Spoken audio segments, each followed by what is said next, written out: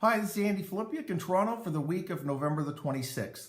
Last week, Bloomberg did an interesting article stating that 87% of all asset classes are down this year. Now, this helps explain why nobody's making money and why this year's been so frustrating for people with their portfolios. During quantitative easing, the $15 trillion that was pumped into the global system helped stocks, bonds, and real estate all rise. Now that the Federal Reserve is beginning to tighten, it's quite possible all these assets are going down the other way together as well. Now, normally in a well-defined portfolio, there's assets that hedge, meaning when one's dropping, another one goes up. So far, we haven't seen that this year, as it's likely that the tremendous amount of leverage in the system is draining at this point, so everything is dropping currently. Now, this situation will reverse itself, but in the process, it's very painful. Next month, we see the Federal Reserve is slated to raise interest rates again. Now, what's changed? Up until a couple of weeks ago, it was expected through the Fed funds futures market that the Federal Reserve would raise rates 3 to 4 times next year.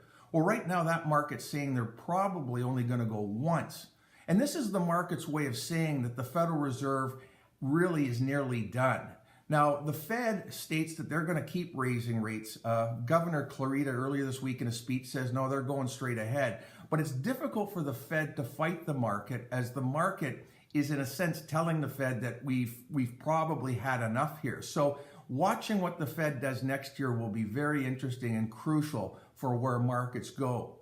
In Canada, we saw that the Bank of Canada this past week announced that they will be beginning to buy mortgage-backed securities and putting them on their balance sheet. Now, this is almost 10 years to the day that the U.S. Federal Reserve did the same thing in the States. This move, while the details are still scant, is designed to, I believe, help narrow the spreads between mortgages and government bonds, but more importantly, provide a dumping ground for underwriters. The Bank of Canada is obviously seeing volumes on housing in Canada drop precipitously, especially in Vancouver and Toronto. And by being able to buy mortgage-backed securities, it allows the underwriters to write more mortgages because they don't have to hold them on their balance sheet. They can sell them to the Bank of Canada.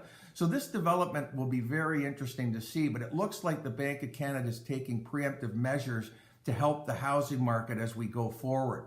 We'll keep you posted on that front, and thank you for watching.